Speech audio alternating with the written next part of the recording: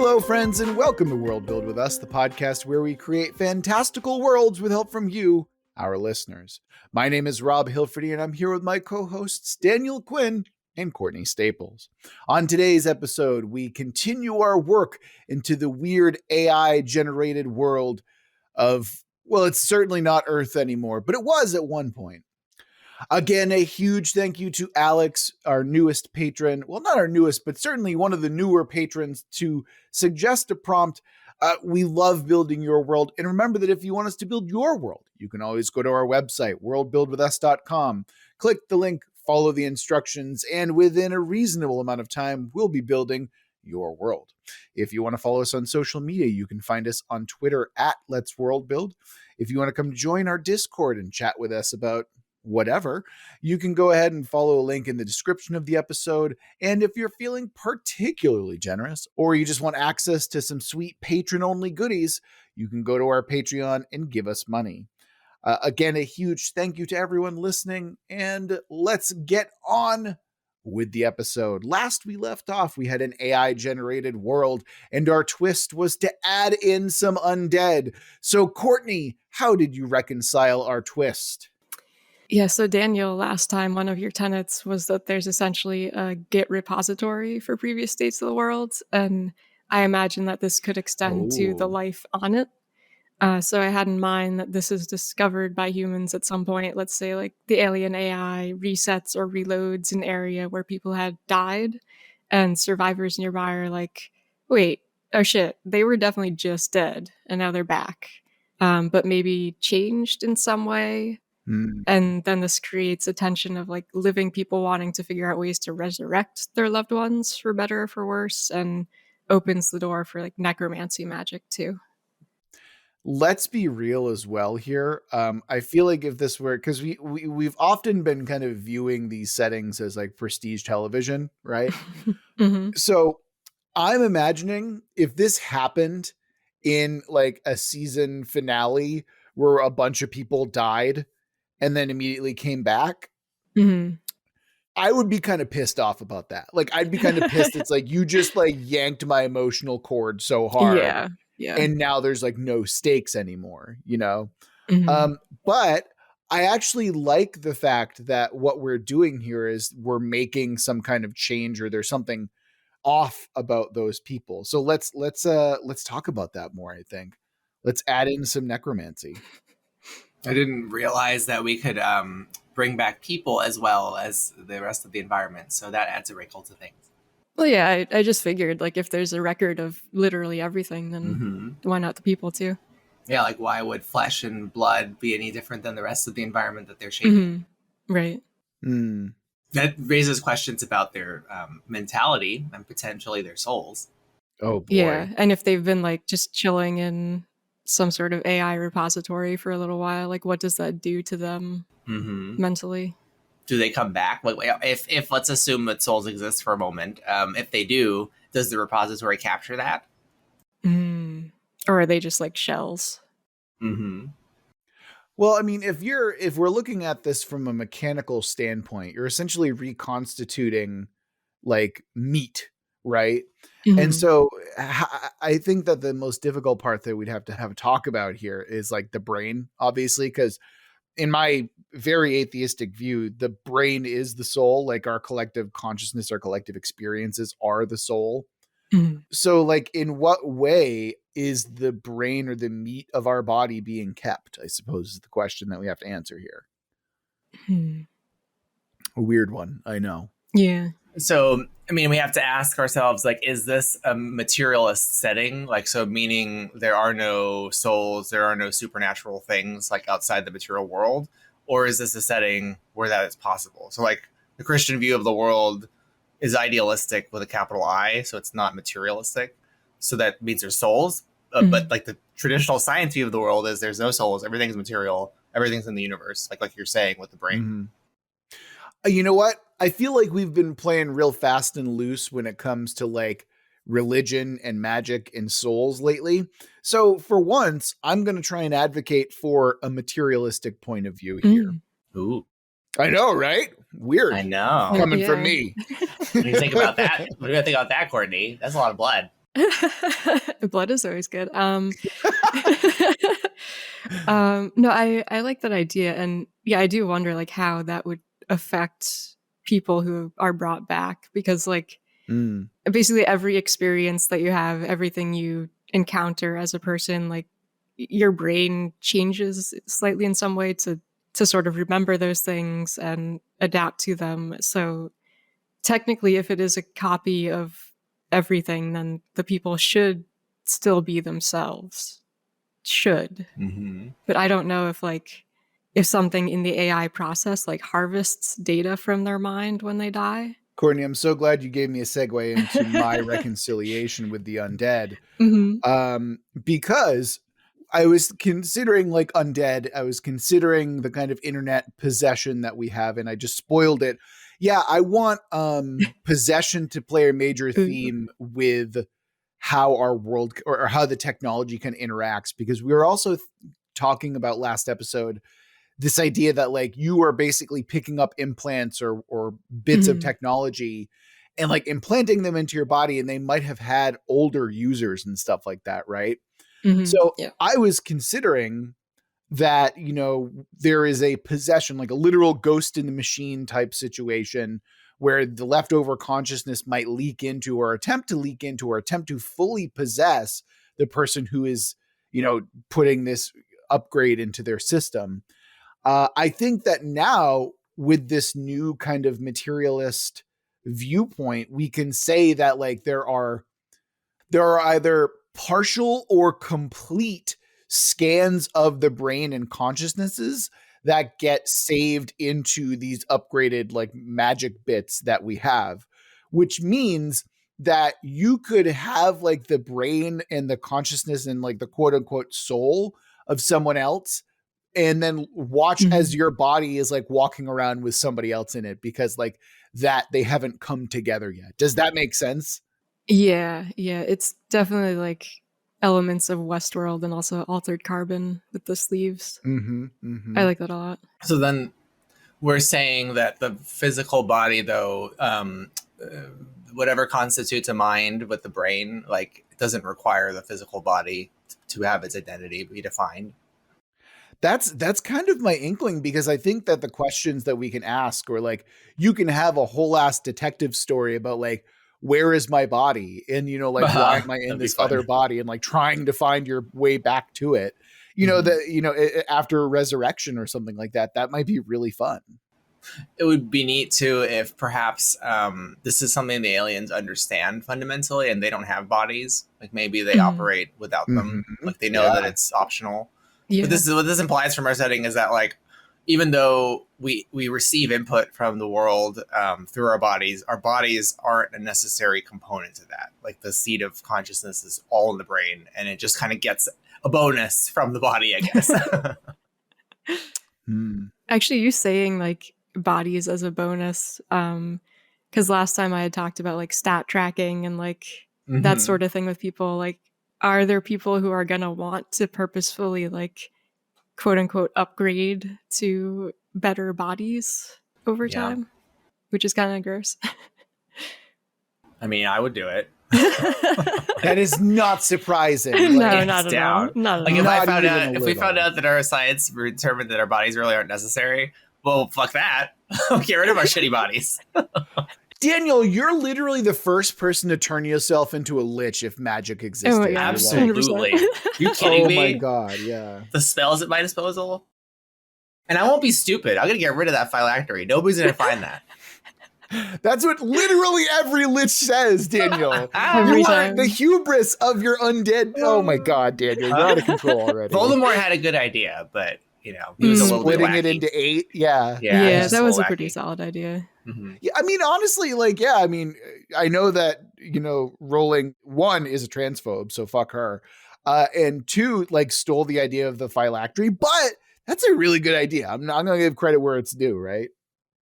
Also creating, isn't like Harry Potter himself a phylactery in some way? Yes. Living phylactery is all. Well, there's technically 2, because Nagini is also a living phylactery as well. There you go. Yeah. That's quite brilliant. Yeah, it's cool. I mean, Yeah. the idea that you can like instill like part of your essence into another living thing is pretty wild. So everyone be aware that when Daniel becomes a lich, he's definitely going to use yeah. living phylacteries. Oh yeah, Actually, like Rob and I are probably like top I was going to say targets for we're him. first on the block. We're Like, let's be real. Yeah. So if you want to kill me, you're gonna have to kill everyone else. Wait a minute. How is that not like already a brilliant like? That's a brilliant concept to fuck around with. Like, it's like a Doctor Doom of a nation, but like they're like, as long as a living citizen exists in their country, then they can't die technically. Yeah. Can we do something with that in the setting? I mean, yes, that's super cool.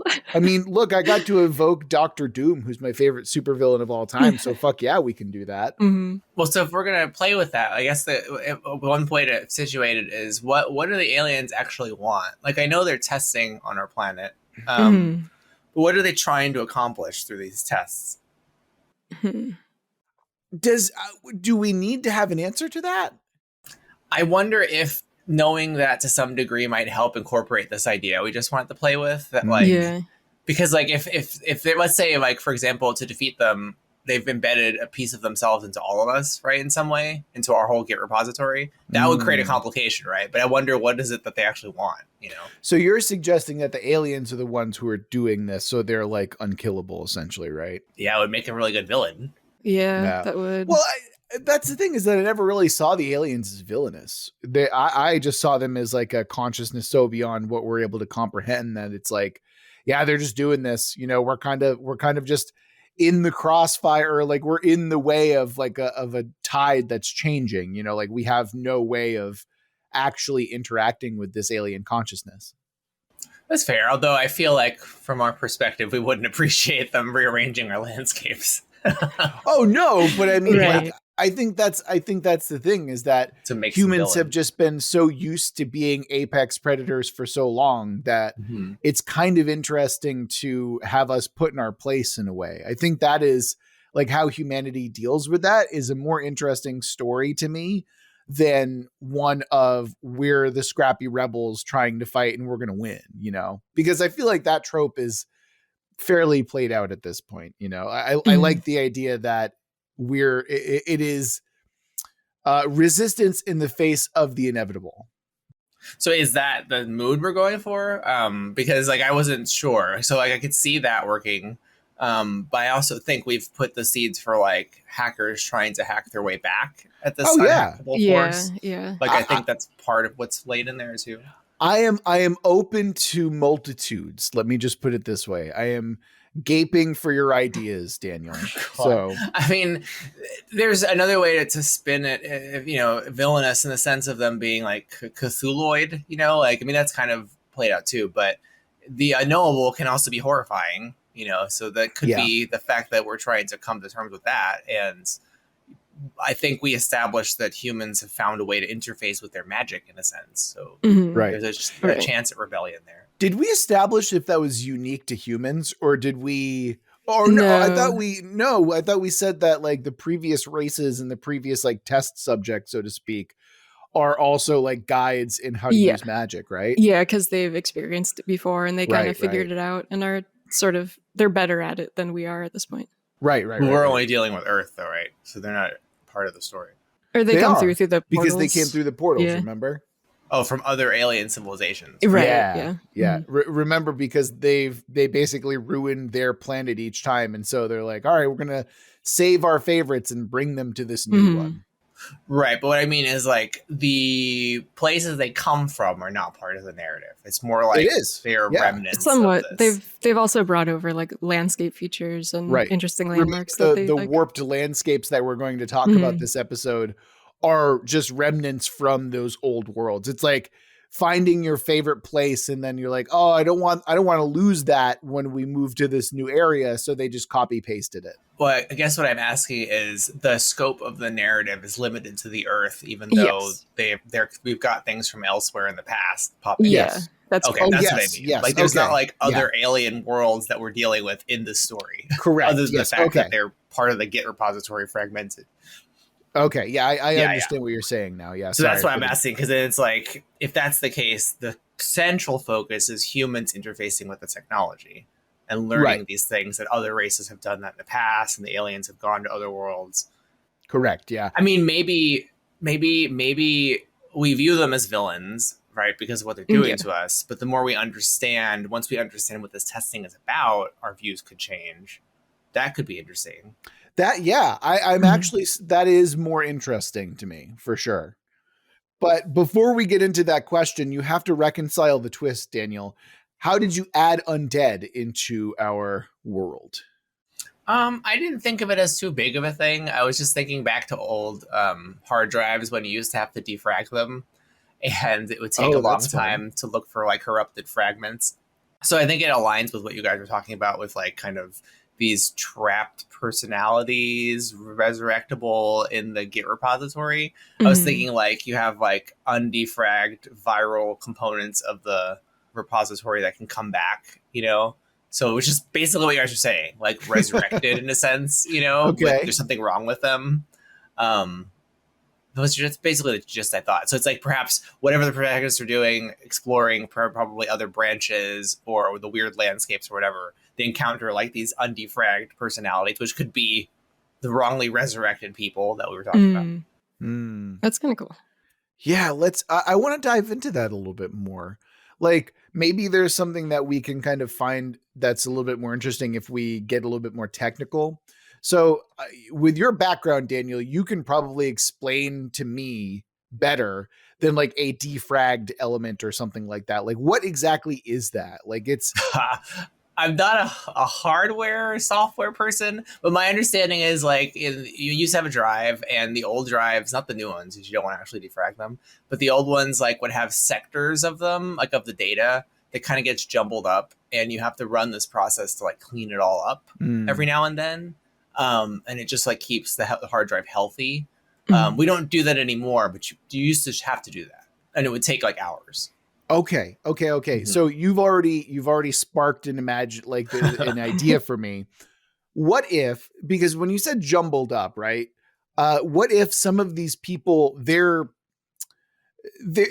memories or where they are in their memories are like so defragmented that maybe they're living their 12-year-old brain, but in a 25-year-old body, or vice versa, right? Where it's like, oh, well, we rebooted you to when you were 12, but you're also a 40-year-old man, right? Like, so having like that weird, like, well, we only have your backup brain from this date, but your body is like older. You're like, there's a desync when it comes to like the meat and the brain part. Ooh, that would be super disorienting. Right? For you to come back to, like, if you have the mind of a 15-year-old and suddenly you're in like a 45-year-old's body, like, how do you come to terms with that even? Yeah, I think that that's kind of an interesting way that we can approach it. And frankly, there's some body horror going on hardcore when it comes to that stuff. Of course, there's also like, oh, I'm like a horrible serial killer murderer, and then like everyone's going to trust a child, you know? So it's much easier for me to do my work, although I am weaker because I am a literal child, but there's that trust element.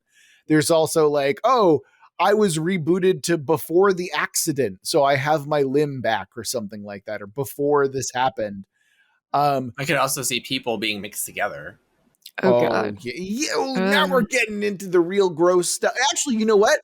No, that mixes well with my kind of possession angle, you know, like where you'll have bits and pieces where you're not, it's a mystery, right? Where is this person just jumbled up, or is this person like being possessed by another part of, you know, the machinery or something like that. So there are like interconnected links here that work from a narrative perspective, I think.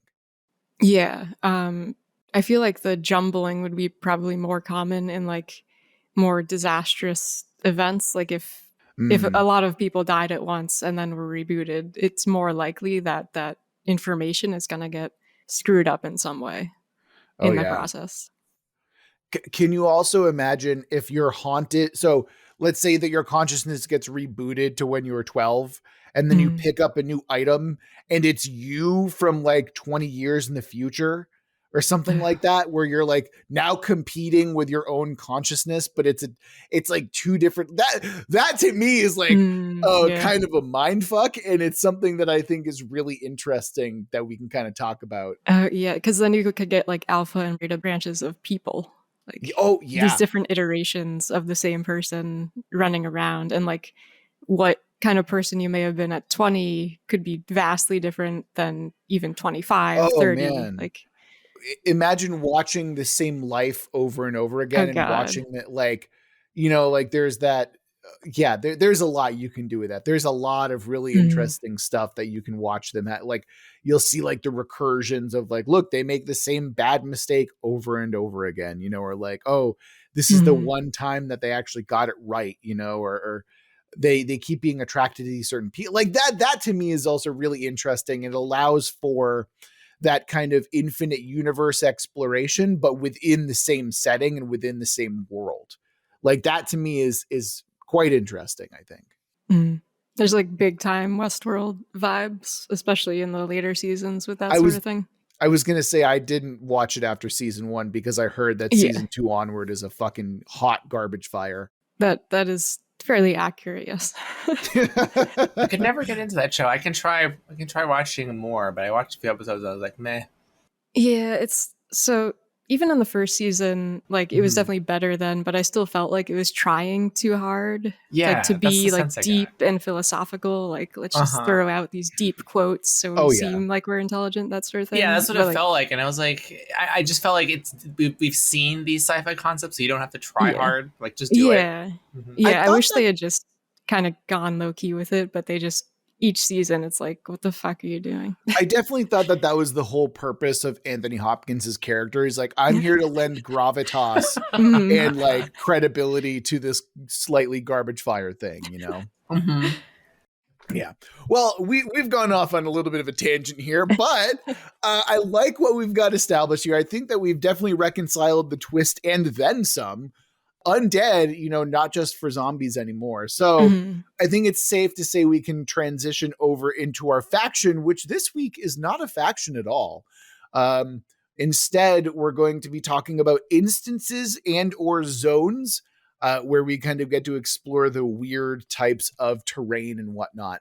So let's see, I had Courtney start us off last time. Daniel, where did you want to go? What kind of weird zones and instances and terrains did you want to explore this time? The area I was interested in was more of like the core of arts. So I guess let me take a step back and ask a question first, because I feel like I don't have a great grasp of how this all is interconnecting just yet, at least thematically. So, you know, we've got Earth, we've got these aliens that are rearranging the world, and they're keeping track of this in their record. Are they creating zones that are completely separated from each other, or is it like the world is as it is, but certain sections of it are getting reconfigured or messed with?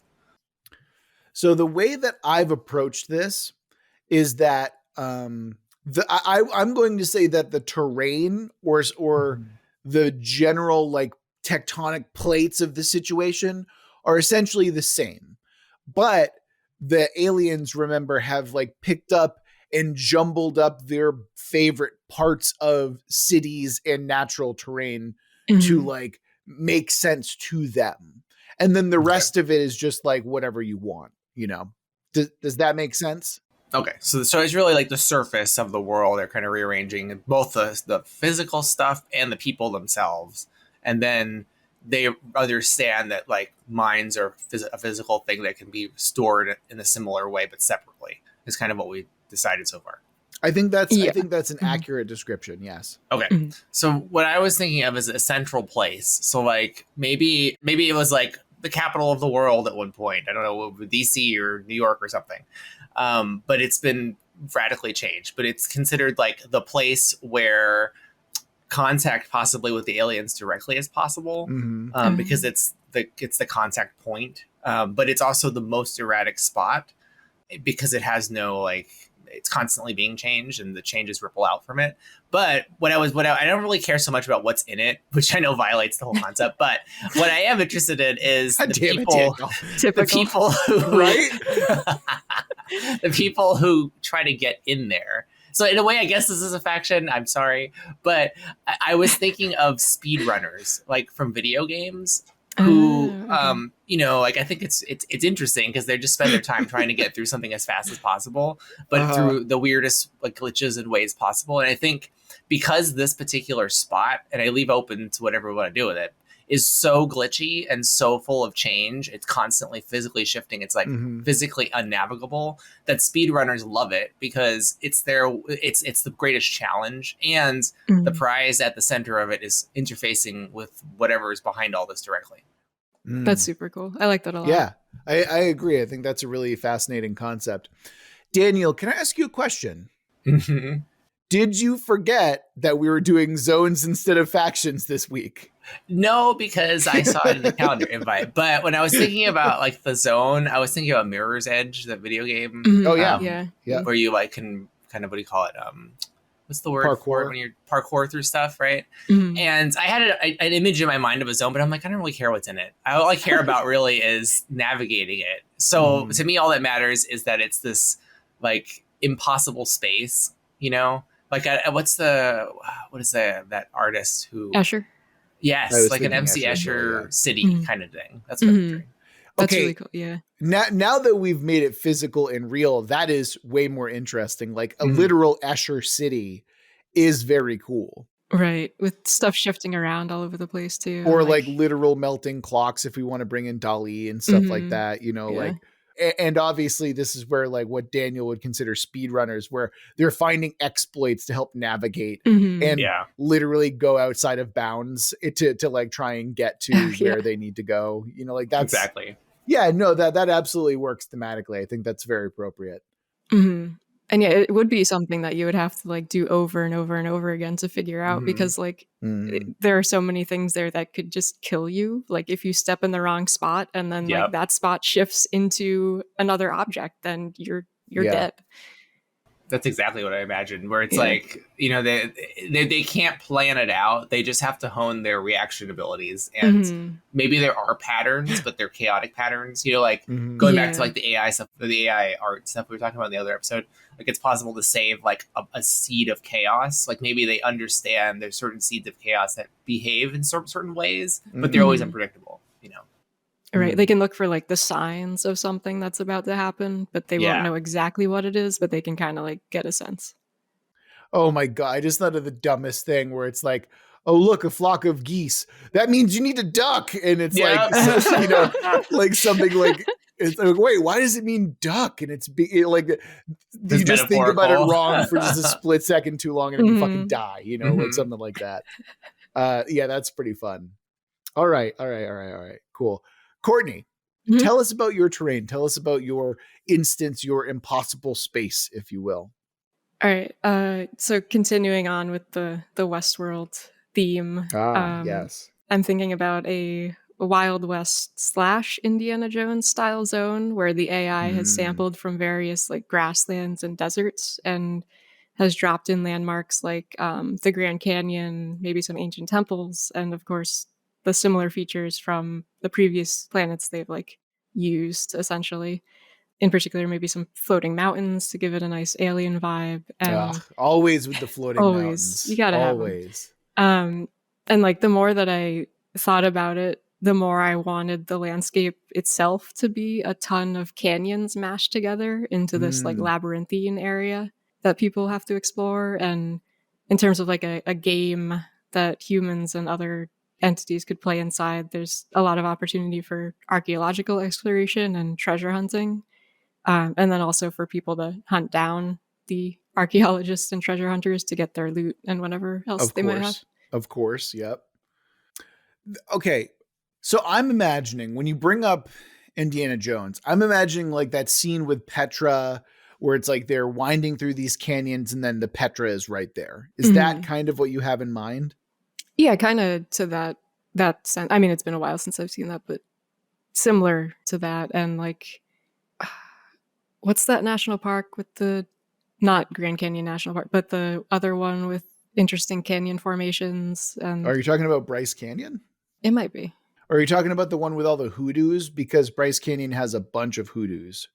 Maybe. Well, either way, like whatever it is, it just like even more narrow caverns that people have to explore, and like those are probably also shifting as the AI adjusts things and reloads. So it becomes this enormous maze. So I have to admit, like both of your approaches are far more kinetic than I was expecting. Like when I'm thinking of like an area, I'm thinking of something that is fairly static and like that is demonstrably not moving or not being fucked with actively. So it's interesting that we have this kind of difference of approach here, you know? I mean, there's space for both, right? Like, I'm sure. Oh, I agree. Yeah. You can imagine a zone where really only mines get shifted around, you know, and the physical part of it doesn't shift, which would be part of one of their tests. I do like the gamified aspect of Courtney's, though. Yeah. Well, that's basically how we were approaching it last time a little bit. Yeah, because my tenant had to do with like game kind of stuff. Yeah, with the isekais and stuff. Does that mean like kids are the only ones who are good at video games? Like they're actually our salvation in this setting? No, absolutely not. No.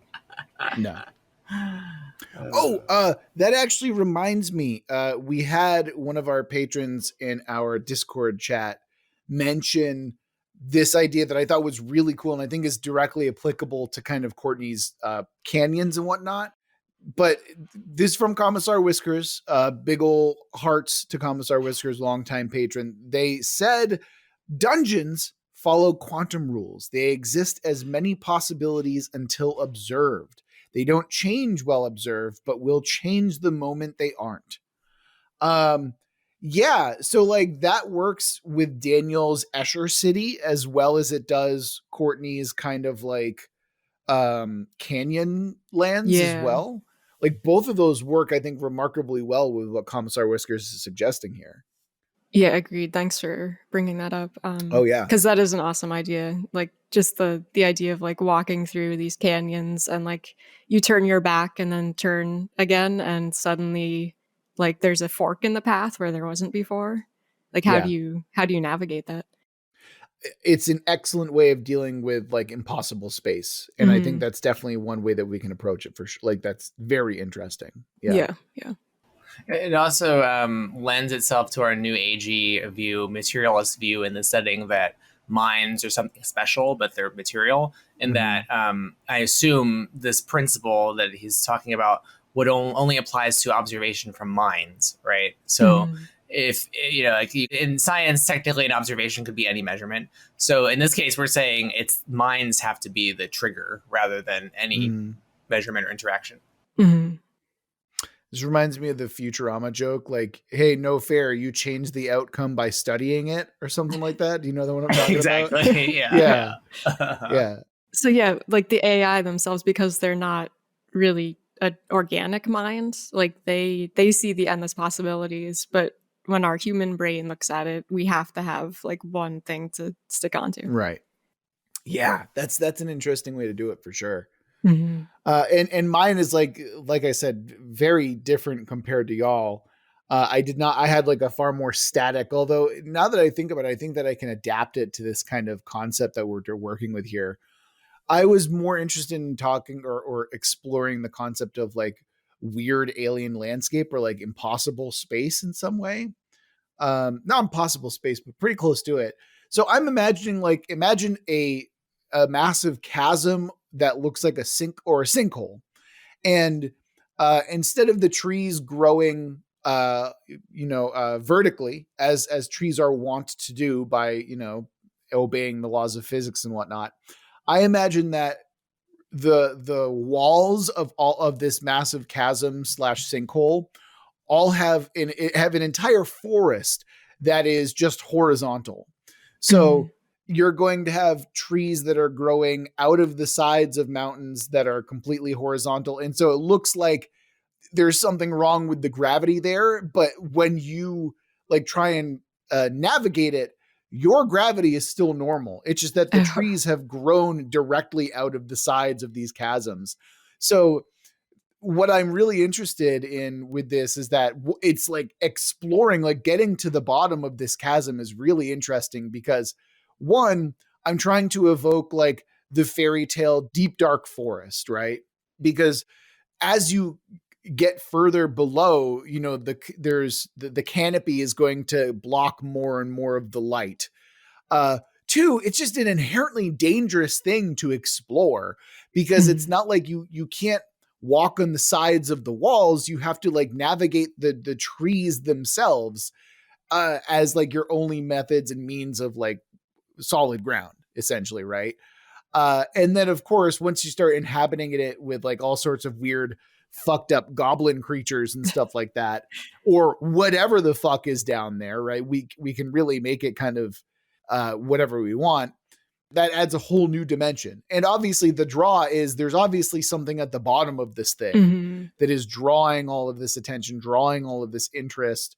And maybe it's like the best, you know, like magic implant that you can get. Maybe it is the direct core that Daniel's been looking for this whole time. But like it is the mythical thing at the bottom of this deep, dark well of a forest. I really like that. It makes me think that there's maybe an alien down there, a physical one. Yeah. Potentially. Yeah. I mean, remember that we're not anti-alien here necessarily. It could just be like, and then of course, right? Fallen alien. What I'm also kind of interested in is getting down might not be the hardest part. Getting back up might be the hardest part, you know? Yeah. My take on it was that this was like a completed area by the AI, and that's why it's not refreshing anymore. Like they consider it done and complete and perfect in whatever form it's taken now. Yeah.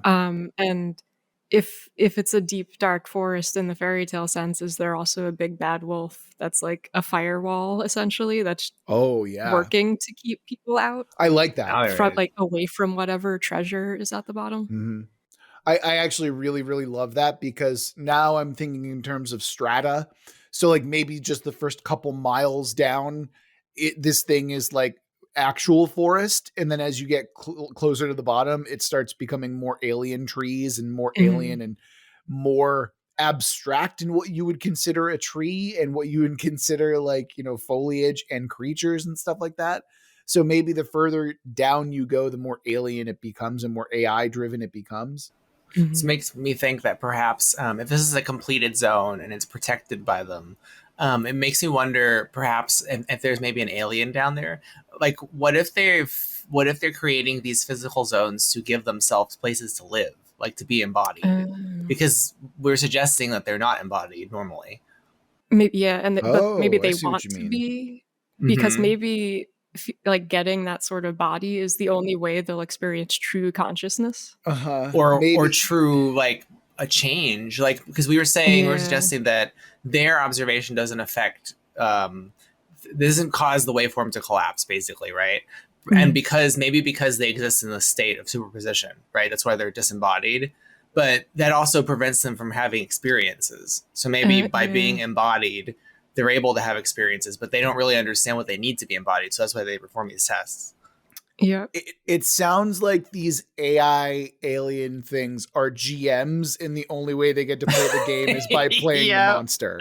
That would be a great way for the protagonist to talk about it. Yeah, like that's basically what I'm hearing from you when you say this. Oh man. Yeah. That's still really fun though. I love that. Yeah, very. Okay. Well, with our zones out of the way, we now have to talk about the main quest line. And I guess this is going to be an adventure that hops from place to place, because we have 3 zones to go through rather than 3 factions to incorporate, which means that we have an entirely different story type to tell here. What's our main quest line? I think obviously it ends at Daniel's. Oh, wait. Subversion. It doesn't end at Daniel's like key gateway city, because that's a smoke screen. We can have it so the forest that we made just now is actually the direct input that you find that you actually need, or something like that. I like that inversion, because you can start like very Matrix. What is it? Media res, where they're like infiltrating the core, and they think they're going to find the answers there. Yeah, but they realize, maybe they find out that there is a quote unquote oracle in the forest that has the answers, and something goes dramatically wrong in their run. And in order to get to the forest, they have to go through the canyon, Indiana Jones kind of adventure. That's not a bad idea either. Yeah. Oh yeah, like the forest is at the center of the maze. Ooh, Yes. yeah. It's like a giant toothy maw, but instead of teeth, it's trees. Yeah, for sure. Mm-hmm. Okay, I love that. I really, really love that. Okay, so this is like bang done, fucking over with, right? Because it's like we talked about this idea that like this is a group of hackers who are tech and magic and all that other stuff, and they're looking for a way to interact with this alien thing, right? What's the end of this story? They obviously get to the bottom of this well, jack into the matrix, and then like it just like cuts to black as like the person's eyes open type thing. Like, what are we thinking here?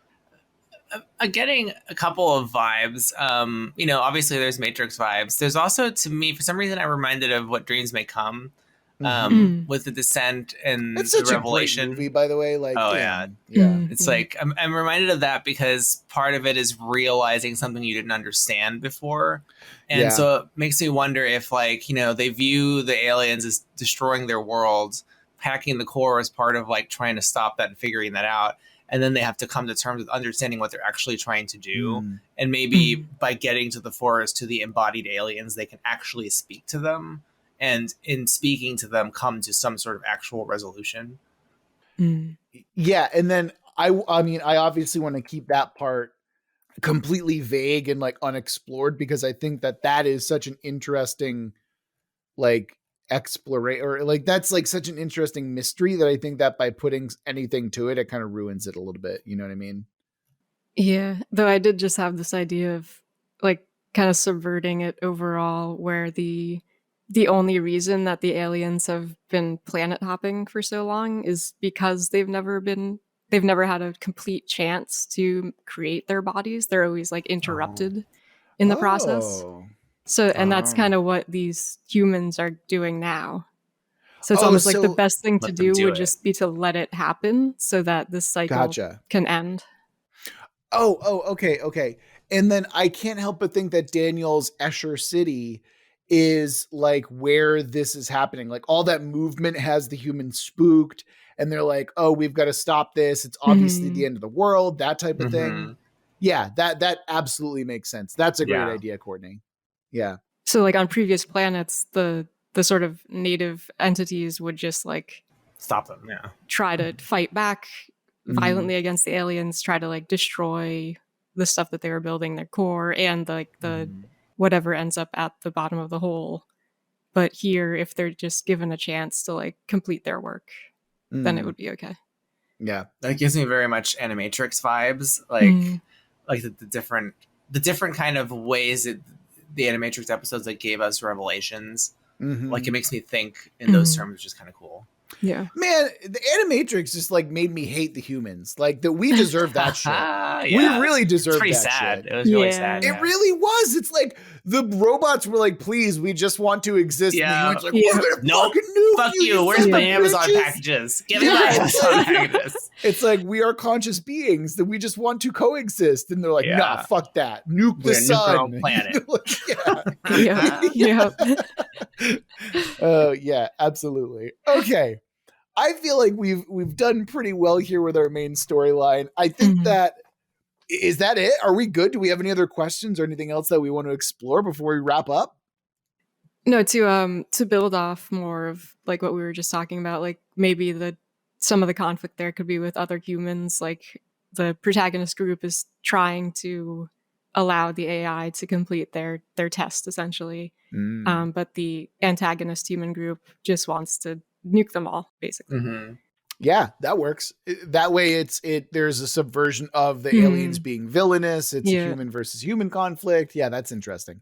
I can definitely fuck with that. And that could also be why like the antagonist faction is trying to like hoard all this magic power with the implants too, because they want to be powerful enough to just be able to like point at the aliens and make them implode. Yeah. Yeah, I'm down with that. 100%. I mean, you can definitely place these factions as characters in the party that's traveling, so that there's conflict within their group of these hackers. Like maybe some of them believe that these aliens are enemies. Some of them believe they have some kind of divine revelation to be had, and you have all these character conflicts that way, like, in the party. All right. I think we've nailed it. I think we're good here. I think so. With that being said, I just want to shout out and give a huge thank you to our new patron, Alex, for this prompt. And remember that if you want us to build your world, you can always go to our website, worldbuildwithus.com. Click the link, follow the instructions, and within a reasonable amount of time, we'll be building your world. Of course, if you want to follow us on social media, you can do that at Twitter, at Let's Worldbuild. Discord, that's the thing. Also, go ahead and give us money on Patreon if you want. No biggie if you can't. Remember that we love you very much. This is going to do it for this episode of World Build with Us, and we're going to get through this together. Until next week.